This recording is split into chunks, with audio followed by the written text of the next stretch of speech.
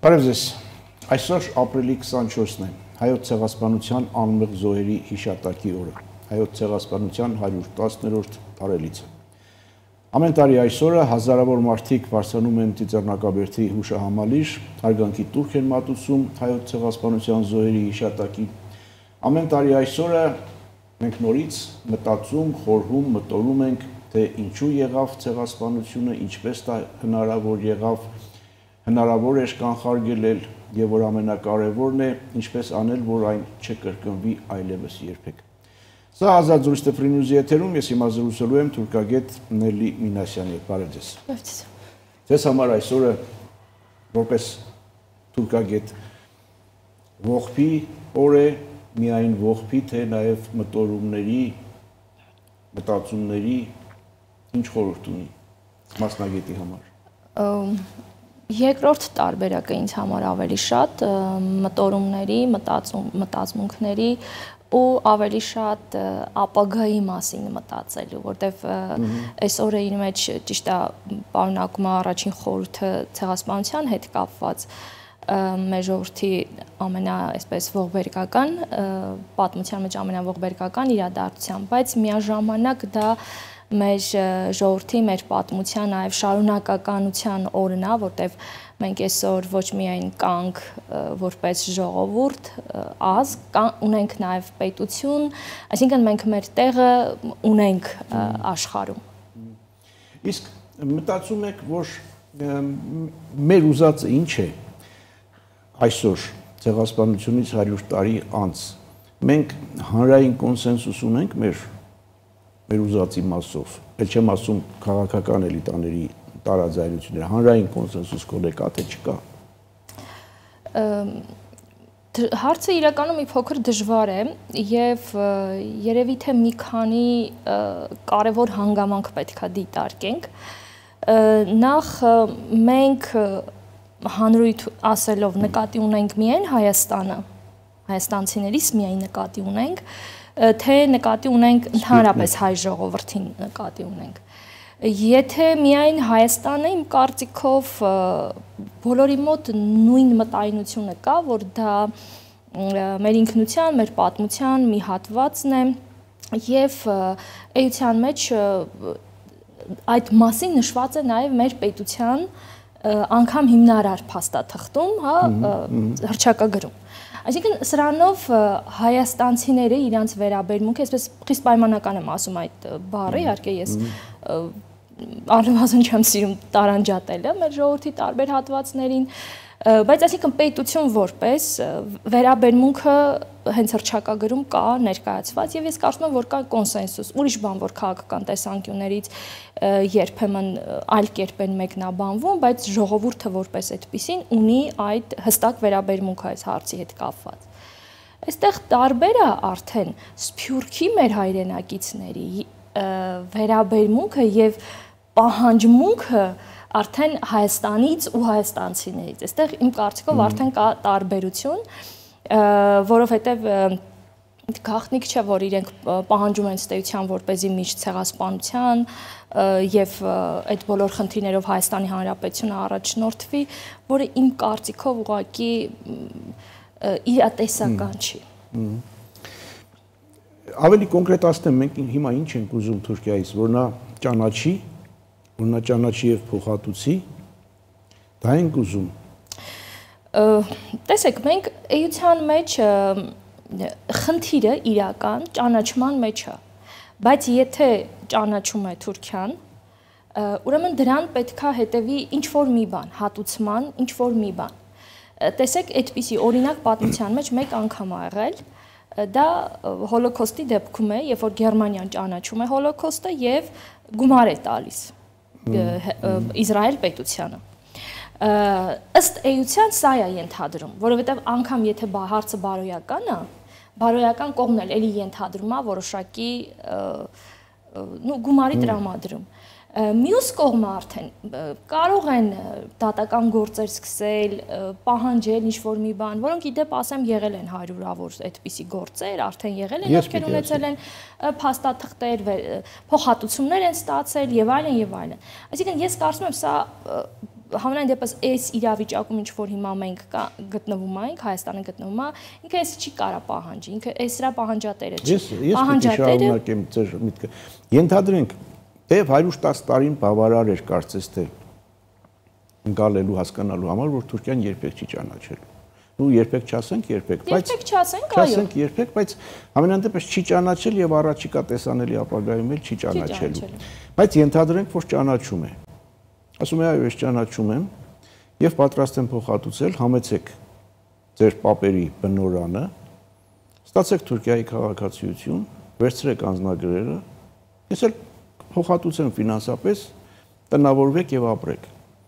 Այդ պարագայում կարծում եք Հայաստանից, Ռուսաստանից, Միացյալ Նահանգներից, Եվրոպայից շատերը քանի ոքի ցանկանան գնալ, ստանալ այդ փոխհատուցումը եւ քաղաքացիությունը եւ տնավորվել։ Քանիսը կհասնեն Սասուն, Մուշ, Արդահան։ Ես կարծում եմ 0։ Եվ ուրեմն այդ պահանջը դրա համար է, որ դա տեսական հասկանալի է։ Այստեղ փոխհատուցումը էության մեջ անձերի հետ չի կարա լինի փոխհատուցում։ Ենթադրենք իմ նախնիները եկել են, ցեղասպանության են ենթարկվել, սրա վրա չի կարող տարածվել։ Ես կարծում եմ դա ավելի շատ պետությունների միջև հարաբերությունների մաս պետք է կազմի։ Այսինքն Թուրքիա պետությունը, Հայաստան պետությանը տա որոշակի օրինակ, ինչ որ միջապի գումար։ Ինչը պիտի նրանց տիպի Հայաստանի ուժը, հզորությունը։ Ես կարծում եմ, այստեղ ուժի հզորության խնդիր չի, այստեղ ավելի շատ պետության իմիջի խնդիրն է, որտեղ Թուրքիան ինչքան էլ որ փորձում է ամբողջ աշխարհում տարբեր այսպես առումներով դիրքավորվել, նրա վրա կա ցեղասպանի խարանը։ Իսկ խարանը հնարավոր է մեղմացնել կամ այդ մասին ամեն դեպքում չհիշացնել, եթե դու առերեսվում ես այդ իրականության հետ, ընդունում ես այդ իրականությունը եւ հարցը մի տեսակ փակում ես։ Միայն սա կարող է ազդել։ Մենք մի իրողություն, երբ որ 110 տարի այդ խարանը նրան չի էլ անհանգստացրել։ Դե փաստացի չէ անհանգստացրել, բայց ես իրականում ասեմ, որ չեմ բացառում, որ այնպիսի իրավիճակ ստացվի, որ Թուրքիան այս հարցում որոշակի, այսինքն պետք չի իրականում բացառել։ Տեսականորեն հա, բայց ինչը կարող է իրավիճակ, ինչպիսի իրավիճակ։ Օրինակ ասեմ, ինչպիսի իրավիճակ կարող է լինել։ Ըստ էության միակ իրավիճակը, որ կարող է լինել, համենայն դեպս իմ պատկերացմամբ, դա այն է, որ Թուրքիան ժողովրդավարական իրական ժողովրդավարության մասին է խոսքը եւ եվրոպական ընտանիքի մաս կազմելու այսպես գործընթացում լինի կամ մաս կազմի։ Միայն այսպիսի Թուրքիան կարող է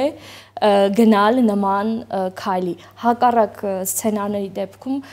հակառակ տիպի ոչ մի Թուրքիա չի գնալու սրան։ Բայց մեր դիրքորոշումն էլ այդ հեռանկարի նկատմամբ տարբեր է եղել։ Որ ասում եք եվրոպական հեռանկար Թուրքիայի համար, ես հիշեցի, որ առաջին նախագահը նույնիսկ ասում էր Հայաստանի համար պետք չէ, որ ցեղասպանության միջազգային ճանաչումը դառնա հիմնակար, եւ ավելին ասում էր Հայաստանը պետք է դիմի եվրոպական երկրներին, որպեսզի նրանք Թուրքիայի կողմից ցեղասպանության ճանաչումը չդիտարկեն որպես բանակցությունների առարկա Թուրքիայի Եվրամիության անդամակցելու հիշում եք այդպեսի բան ասել առաջին նախագահը։ Ես մոտավորապես իհարկե եմ։ Երկրորդ պահը ճիշտ ասած չեմ հիշում, բայց մնացածը այո, որտեվ տեսեք առաջին նախագահը ըստ էության այդ հարցում իմ կարծիքով, որտեվ կլինեն մարդիկ, որ պարզ է ուրիշ տեսակետը կարճ կքաշեն, իմ կարծիքով առաջին նախագահը շատ դիվանագիտորեն ամենաճիշտ ուղղությունը Իրանն է եղել, ինչի, որովհետև չնայած որ հռչակագրում ցեղասպանության Արևմտյան Հայաստանից բառերը կային, բայց իրենք պաշտոնապես արտաքին քաղաքականության գերակայություն չդարձրեցին այդ ուղղությունը, այսինքն Ու ասում էր, որ արտաքին քաղաքական գերակայություն չէ, եւ այդ հարցը չպետք է դառնա հիմնակար։ Տեսեք, հիմնակար ինչ առումով։ Թուրքիայի եվրոպական հեռանկարի մասով ասած ինչ որ պիտի ասեի, նաև քննադատեց ցեղասպանության 111-ի ժամանակ ընդունված հռչակագիրը։ Դե դա արդեն մի քիչ այլ իրավիճակ էր, այդտեղ ես իր հետ կրկին համաձայն եմ։ Տեսեք, մի փոքր մանրամասնեմ իմ ուրեմն դիտարկումները։ Տեսեք, առաջին նախագահը չէր դիտարկում, այսինքն Թուրքիայի բանակցություններից հարցը դնում ես մի կողմ։ Մեզ համար ամենակարևորը դա է։ Այսինքն մենք չենք դարձնում դա սակարկման առարկա։ Դրանից առաջինը օգտվում ենք մենք, որովհետև չենք քննարկում այս հարցը, որովհետև ցանկացած ինչ-որ մի հարց, երբ որ դու քննարկում ես, արդեն ինքը սկսում է էժանանալ այդ հարցը։ Եվ բացի այդ փաստ չի, որ դու կհաղթես այդտեղ։ Ինքն էլ հարյուրավոր հակառակ փաստեր է բերելու։ Դրա համար ավելի լավ է դու այդ չդարձնես դողակի քննարկման առարկա, մանավանդ ցեղասպանության տիպի մի բան ու իր նշանակությունը մեր համար։ Այսինքն դուրս է գալիս մենք մեր ժողովրդի հայրունը դարձնում ենք սակարկման առարկա։ Ու ինչ որ առումով ես անգամ կողմնակից եմ նրան, որ այո, թող միջազգային հանրությունն էլ դա չդարձնի սակարկման առարկա, որտեվ ինքը սակարկման առարկա դարձնում է ոչ թե մեր համար, այլ իր համար։ Այսինքն տեսեք ինչ է ստացվում։ Կամ մարտավարական մեր թափած արյունը ֆրանսիացին, անգլիացին, X պետությունը դարձնում է իր համար սակարկման առարկա, ընդ որում 19-րդ դարի վերջից սկսած, երբ որ ցեղասպանությունը չէր եղել, ընդամենը դեռ ջարդելներ չէին եղել այդ բարեփոխումների ծրագրի առաջքաշումով։ Իրականում այդ ծրագիրը իրենց ձեռքին Օսմանյան կայսրության ներքին գործերի խառնվելու ուրեմն թուղթ էր իրենց համար։ Առաջին նախագահն էր ասում էր դա Թուրքիայի ներքին գործն է։ Եվ տեսեք Թուրքիայի ներքին գործն է, բայց Հայաստանի հետ էլ է կապված։ Այսինքն իմ կարծիքով այդ հարցում Հայաստանն ու Թուրքիան առանց այս սակարկումների կարող է ավելի շուտ գային ինչ որ մի լուծման կամ ինչ-որ մի իրավիճակի, օրինակ գիտեք, այս իրավիճակում, երբ որ Թուրքիան մենք գիտենք ինչպիսի Թուրքիա է, Հայաստանն է գիտենք ինչպիսի Հայաստան է, օրինակ երկու պետությունները պայմանավորվում են եւ չեն արծարծում այդ հարցը։ Այսինքն եթե դուք ձեր ներսում մեր ժխտողական քաղաքականությամբ ենք, գնացեք ժխտողական քաղաքականությամբ։ Մենք մեր ներսում չենք ժխտում, գիտաժողով ենք կազմակերպում, ցեղասպանության թանգարան ինստիտուտ ենք հիմնադրում, հետո գնում ենք, դա մեր ներքի գործն է։ Այսինքն մի տեսակ ոնց որ երկու կողմը յուրովի միջև որ ինչ որ փոփոխություններ կլինի թուրքական հասարակության մեջ եւ չգիտեմ Հայաստանն էլ պետքա ինչ որ առումներով աշխատի, միջև որ ուրիշ իրավիճակ ստանանք, բայց այս իրավիճակում օրինակ տեսեք Լևոն Տեր-Պետրոսյանն այդպես էր ասում, բայց երկրորդ նախագահը դարձրեց արտաքին քաղաքական գերակայություն։ Մենք ասեք տեսնեմ ինչը մենք շահեցինք։ Ինչ ենք մենք շահել։ Մեկ բան ասեք։ Մենք չենք շահել, հակառակը, ես կասեմ,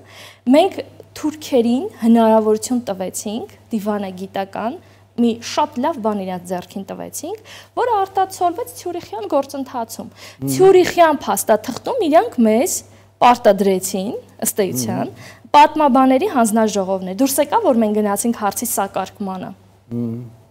Հիմա ավելի լավ չի դարձնել արտաքին քաղաքականության հարց եւ չստանալ այսպիսի մի բան։ Ինչա՞ Ցյուրիխյան արձանագրությունների տեքստերը, որ նայում ենք, նորմալ տեքստ է, բացի այս մի կետից։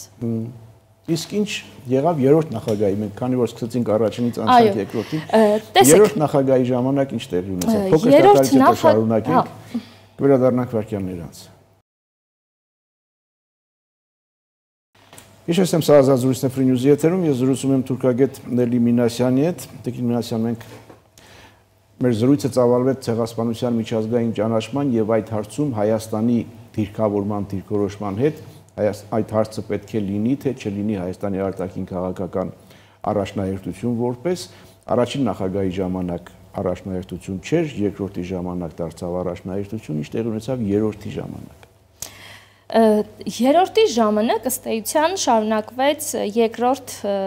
նախագահի ժամանակ հաստատված արտաքին քաղաքական թեզը սկզբում միջև ֆուտբոլային դիվանագիտությունը։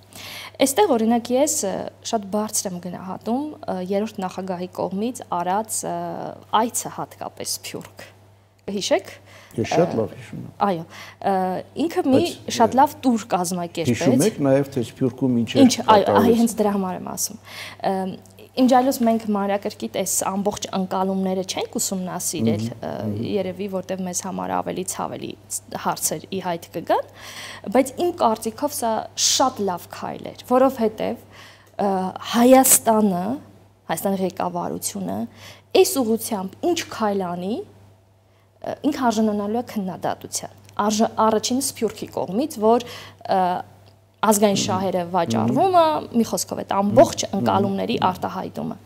Բայց այդ նույն Սփյուռքի որևէ պետություն, որտեղ մեր հայրենակիցներն ապրում են, Թուրքիայի հետ խնդիր չունի, Թուրքիայի հետ սահման չունի, Թուրքիայի հետ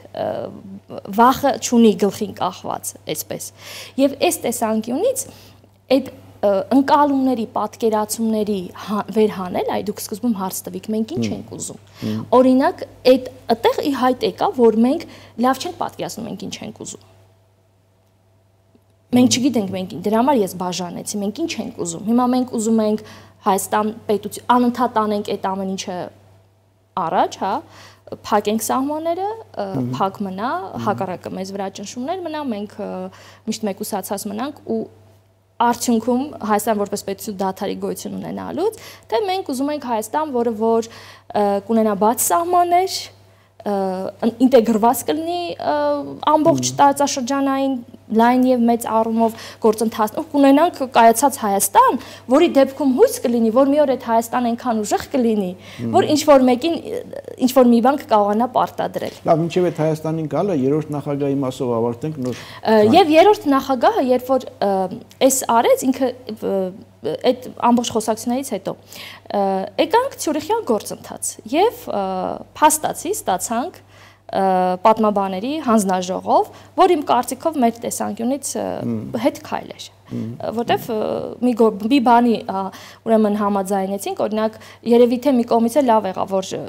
այդ գործընթացը չեղավ, որտեվ ասենք հիմա հանձնաժողովները աշխատում էին ու ինչ որ բաներ էին հրապարակում, ինչ արձագանքներ է լինելու։ Եվ սա այս գործընթացը, երբ որ չհաստատվեց արձանագրությունները Թուրքիայի կողմից եւ մեր կողմից, Թուրքիան անգամ խորհրդարան քննարկման չտարավ այդ ամեն ինչը, այո։ Մենք ուղարկեցինք, բայց այդպես սարեց ասում են, հետո սարեցրեց, այո, հետո նախագահը։ Բայց ընդունեցինք հռչակագիր, համահայկական հռչակագիր, հիշեք, այդ ամեն ինչ ավարտվեց 2015 թվականին համահայկական հռչակագրով։ Այ իմ կարծիքով սա պետք չէր։ Դրանով մենք ինչ հարց լուծեցինք։ Ես չեմ, գիտեք, մենք քայլեր ենք անում, որոնք մի տեսակ հաջորդ քայլին պատրաստ չլինելու, այսինքն մենք պահի ազդեցության տակ քայլ ենք անում։ Այսինքն մենք սկզբում մեր արտաքին քաղաքական առաջնահերթություն ենք համարում, երկրորդից երրորդ։ Այո, հետո գնում ենք ֆուտբոլային դիվանագիտության, այդ դասքում ես հիշում եմ, հա, Գյուլի այց ֆուտբոլն Հիշում եք անգամ Գյուլի այցի ժամանակ Արարատի նկարը հանեցին այդ ֆուտբոլի զինանշանի վրայից հանվեց, ցեղասպանության տուն-թանգարանի լույսերը մարվեցին, այդ ամեն ինչը եղավ։ Բայց երբ որ արձանագրությունները չվավերացվեցին, ոչ այնտեղ, ոչ այստեղ, նորից վերադարձանք արտաքին քաղաքական առաջնահերթություն։ Չէ, իմ կարծիքով այդ ճիշտ չէր։ Դա հաշվարկված քայլ չէր։ Դա նման է, որ նեղացել ես այս հակառակ գործընթացը, իսկ դա քաղաքականություն չէ։ Հայաստանը պետք է շարունակեր գնար այդ ուղիով։ Հիմա ամեն տարի ապրիլ 24-ին, ավելի ճիշտ 1 օր առաջ 23-ին ավանդական ջահերով երթ եւ երթի մեկնարկին դրոշի այրում։ Սրան ինչպես եք վերաբերում, ինչ է սա նշանակում։ Ջահերով երթին իրականում դեմ չեմ եւ ջահերով երթը ինքը իրականում մի տեսակ ավանդույթ դարձած խորհրդանիշ է եւ ինչ որ իր մեջ ինչ որ միստիկա պարունակում է։ Այ դրոշներ այրելը ես չեմ հասկանում, անկեղծ։ Ես տարիներ շարունակ տեսնում եմ այդ բանը ու տարիներ շարունակ ուզում եմ հասկանամ ինչի համար են անում դա։ Որտեվ իմ պատկերացմամբ, եթե դու դրոշ այրում ես, ուրեմն դրան պետք է հետևի լուրջ քայլեր։ Այսինքն դու ուրեմն գնում ես պատերազմի ու իրան պետք է հաղթես։ Դա ըստ էության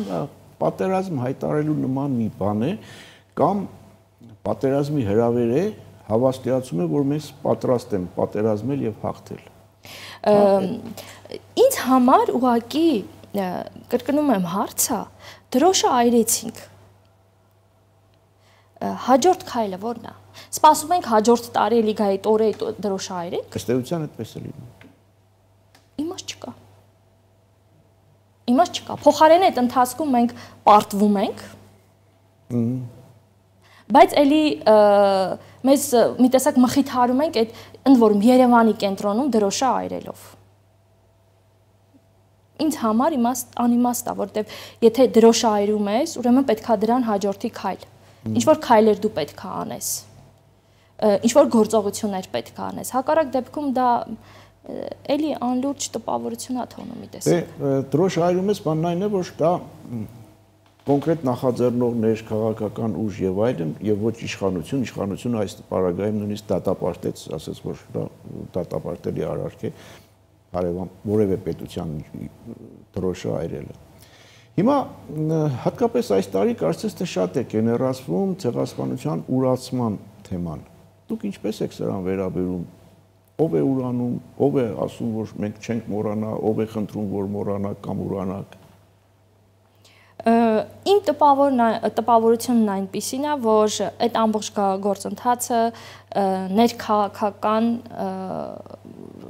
ծիրի մեջ է։ Այո, ներքաղաքական ծիրի մեջ է ու իմ անձնական կարծիքով շատ վատ գործընթաց է, որտեղ մենք մեր ներսում արդեն մենք մեր ներսում ենք խնդիրը դարձնում սակարկման առարկա։ Շատ վատ գործընթաց է։ Հիմա ընդդիմությունը նախաձեռնությամբ է հանդես եկել ցեղասպանության ուրացումը քրեականացնող նախագիծ են ներկայացնում։ Իշխանությունն ասում է, որ դա երեսպաշտություն է եւ որ մեր օրենսդրության մեջ արդեն քրեականացված է։ Սրա հետ կապված ինչ դիտարկումներ ունի։ Գիտեք ինչ, նախ եթե օրենք է ներկայացում ինչ-որ մի բանի հետ կապված, օրինակ կոնկրետ ուրացման դեպքում, ուրեմն պետքա նշվի ինչ նշանակում ուրացում։ Պետքա ինքը տրվի սահմանումը, բառի, այսինքն կոնցեպտ պետք է դառնա, որ հասկանանք ուրացումը որն է, եթե ինչ-որ մեկը ուրանում է, թող պատժի։ Դե ասում եմ, որ Հայաստանում ցեղասպանության ժխտման իրավական հետևանքները այս պահին այն ինչ որ ունենք օրենսդրությամբ լիովին բավարարին եւ լրացուցիչ կարգավորումների անհրաժեշտություն չկա։ Ընդդիմությունը գտնում է, որ լրացուցիչ կարգավորումների եւ խստացումների անհրաժեշտություն կա։ Լավ, իսկ հիմա հայ-թուրքական հարաբերությունները ինչ ընթացքի մեջ են։ Մենք մի կողմից ցեղասպանություն դրոշ ենք այրում, իսկ կողմից ասում ենք եկեք դիվանագիտական հարաբերություններ հաստատենք, հարաբերությունները կարգավորենք, սահմանները բացենք։ Այդպես լինում է։ Գիտեք, քանի որ Թուրքիայի հասարակության մեջ էլ կան ազգայնականներ, եւ իրանք էլ են շատ այդ տիպի քայլեր անում։ Այս մեր մոտ այս գործընթացը, այս իրանց մոտ ուրեմն իրանք դա ոնց որ ընդունում են որպես մեր մոտի ազգայնականների քայլեր։ Եվ սա նոր բան չեմ ես ասում, դրա համար շատ հաճախ ուշադրություն չեն դարձնում։ Տեսեք, օրինակ Թուրքիան պաշտոնական մակարդակով ինչ որ մի բան չի էլ ասում։ Այսինքն, եթե իրենք դա դիտարկեին… Ես չեմ հիշում, որ նախընթաց տարիներին ինչ-որ բան ասել։ Չէ, իրենք ընդհանրապես երբեք չեն ասել ինչ այդ գործընթացը սկսվել է։ Ուրեմն, այսինքն իրանք դա չեն էլ դիտարկում, ինչ-որ, այսինքն տեղ պետության գործը չկա, ինչ-որ առանձին մի կուսակցության գործ է, իրանք այդպես էլ դիտարկում են, ոնց որ, ասենք, օրինակ, նույն Գորժ Գայլերն էլ, կամ, չգիտեմ, նույն ազգայնական շարժում կուսակցությունն էլ, Հայաստանի դրոշը վառի, Հայաստան պետությունը բան չի արձագանքելու դրան, դրա համար իրանք չեն արձագանքում ու հիմնական այդ տիպի էլ ընկալումը կա, որ ոնց որ երկու կողմից ազգայնական ուժերը կարող են գնալ նման ուրեմն գործողությունների իրականացման։ Բայց իրականության մեջ այս չի ազդելու հայ-թուրքական գործընթացի վրա, եթե որոշումը կա սահմանը բացելու, կբացվի, չեն նայելու սրան։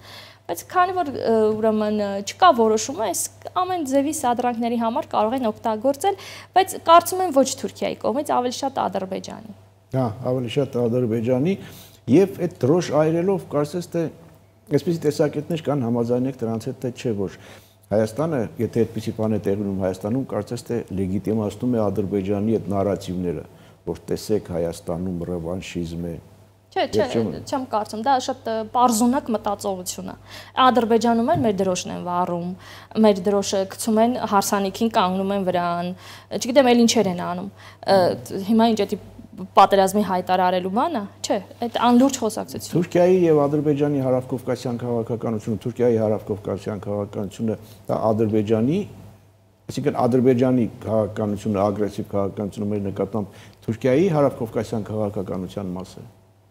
թե տարբերություններ կան, տարաձայնություններ կան հատկապես այս վերջին զարգացումների համատեքստում։ Ես կարծում եմ չկան տարաձայնություններ։ Մեր մասով հատկապես։ Ընդհանուր շատ փոքր ինչ որ խնդիրների հետ կապված կարծեք թե տարբեր կարծիքներ կան, բայց դրանք չեն էլ վերաճել դեռ տարաձայնությունների երկուսի միջև։ Դեռ Ադրբեջանի Թուրքիայի քաղաքականությունը, արտաքին քաղաքականությունը մեր հետ կապված, մեր հարցի հետ կապված, ինքը ինտեգրված, մշակված քաղաքականություն, իրանք առայժմ սրանով առաջնորդվում են։ Բայց այստեղ հիմա մի ուրիշ հետաքրքիր բան է տեղի ունենում Թուրքիայի արտաքին քաղաքականության հետ կապված։ Վերջին ամիսներին, ճիշտ կլինի ասել նախորդ տարվա վերջից, Թուրքիայի արտաքին քաղաքականության մեջ նկատվեցին որոշակի վերաձևակերպումներ, կամ ավելի ճիշտ կլինի ասել առաջնահերթությունների փոփոխություններ։ Եթե նախկինում Թուրքիան ավելի մեծ տեղ էր հատկացնում մեր տարածաշրջանին,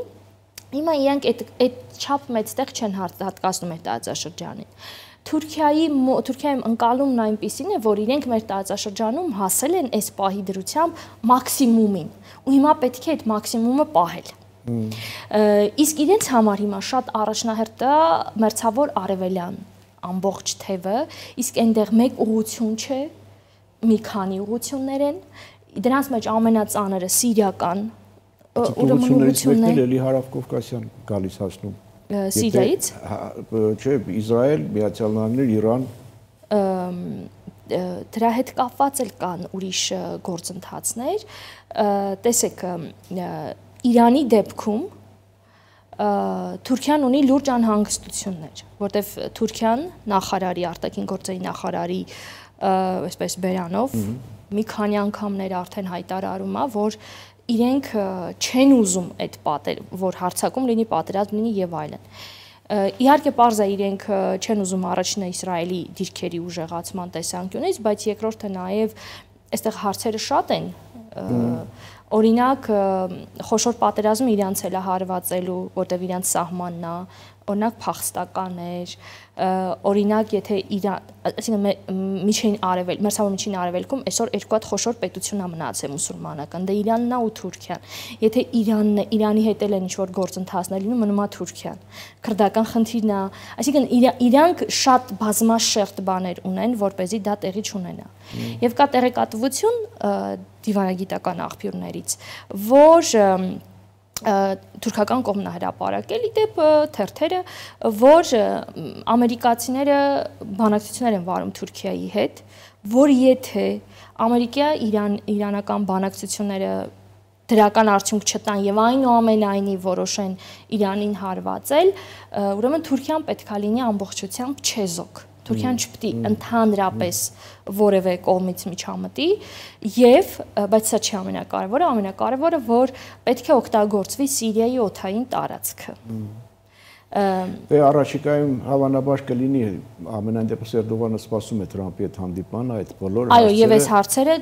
նախատեսված են Հայաստանի հետ առնչություն ունեցող հարցերը։ Ես կարծում եմ, որ նաեւ հայ-թուրքական հարաբերությունները մայիսին սպասենք, մայիսին Թրամփը մերձավոր արևելյան այցեր ունի, այստեղ դեռ վերջնական չի, բայց շատ հնարավոր է, որ ինքը Սաուդյան Արաբիա է գնալու, Եգիպտոս կարծես, Արաբական Միացյալ Էմիրություններ ու նաև Թուրքիա, բայց հնարավոր է, որ չգնա Թուրքիա։ Եթե չգնա Էրդողանը հունիսին արդեն կգնա այնտեղ, Իմջայից ասում Թուրքերն է շատ զգուշ են ամերիկացիների հետ, որովհետև հատկապես Զելենսկիի հետ հայտնի պատմությունից հետո էլ ավելի զգուշացան, որտև ոնց որ ռեալ բաներ պետքա առաջարկի Թրամփին։ Մեկ հարցելու ավարտենք։ Նախորդին երկրակեղևը ցնցվեց Թուրքիայում, Ստամբուլում, ինչ տեղեկություններ ունեք, ինչ հետևանքներ կան։ Ուրեմն իրականում երկու երկրաշարժ է գրանցվել, մեկը 6 ու քանիս մագնիտուդ, եւ դրանից հետո 55-ից ավել էլի ցնցումներ ու ժողովուրդը մինչեւ ուշ երեկո տուն չէր մտնում, որտեվ ստեյցիան վախենում էին։ Նշեմ, որ վերջին առնվազն 3 տարին թուրք երկրաբանները, գիտնականները գրեթե ամեն օրյա ռեժիմով իրենք նախազգուշացնում են Ստամբուլում սպասվող երկրաշարժերի մասին։ Եվ գիտեք ինչն է հետաքրքիր, որ իրանք անգամ կոչ էին արել իշխանություններին նախապատրաստվել։ Ու երեք սկսվեց հատկապես ընդդիմության կողմից այսպես արշավ, որ չեն նախապատրաստվել, որտեղ ապաստարանները փակ էին եւ նորմալ վիճակում չէին, անգամ հեռախոսի բաները չէր աշխատել, որ ցույց տար։ Մի խոսքով, այսինքն չեն պատրաստվել, բայց իրականում պետքա լուրջ պատրաստվեն։ Վնասներ մարդկային չի եղել, շենքեր են որոշ փլուզվել։ Վիրավորների թիվ են ասում ավելի քան 150 վիրավոր։ Դե հնարավոր է, բայց զոհեր որպես այդպեսին չեն եղել։ Ինքը Ստամբուլը, գիտեք, տարբեր շերտերից է բաղկացած։ Նկատի ունենալով շինությունները առաջին հերթին, կան շատ հին շինություններ, կան 19-20-րդ դարի շինություններ հատկապես, ու հատկապես շատ են նորակառույցները։ Մենք գիտենք ամբողջ աշխարհում նորակառույցների որակը, օրինակ առաջին հենց Թուրքիայում ցնցվում էին նորակառույցները։ Եվ չգիտեմ, կարող հաջորդ 6 բալանոցի դեպքում արդեն ահռելի բաներ լինեն, վնասներ լինեն, բայց որ բոլորը միաձայն անգամ երեկել էլի իրենց մոտից խոսում ու նախազգուշացնում էին, որ լինելու է երկրաշարժ, այդ ոնց որ թե էլ կասկածի տեղիք չի տալիս։ Էրդողանի վարկանիշներ է ցնցվում բնականաբար, գիտեք ինչն է հետաքրքիր, որ իմջալից իրանք ավելի վատ սցենարին էին պատրաստվել, որտեվ անմիջապես իրենք բան արեցին, արտակարգ հանձնաժողով, նիստ հրավիրեցին, հանձնաժողով կազմեցին ու անմիջապես սկսեցին աշխատել, բայց հետո հասկացան, որ մի տեսակ ոնց որ շտապել էին, բայց իմ կարծիքով իրանք արդեն ավելի զգուշավորություն կցուցաբերեն, թեև իրականում ինչքան էլ ուզում է զգուշավորություն ցուցաբերեն, մեծ կորուստներից չեն խուսափել։ Օրինակ հիմա ով որ հնարավորություն ունի, իմջալից 2 օրով փակել են դպրոցներ, ուսումնական հաստատություններ, ամեն ինչ։ Այսինքն սպասվում է, որ կարող այսօր վաղը էլի շարունակվի այդ process-ները, ու հիմա ով ունի բարեկամներ Ստամբուլից դուրս, մասսայաբար հեռանում էին, եւ ինչն է հետաքրքիր, որ բնակարանների գները ընկավ, փոխարենը փոքր սեփական տների գները ավելի բարձրացավ, որտեղ ենթադրում են, որ դրանք ավելի անվտանգ են։ Բայց ինքը Ստամբուլը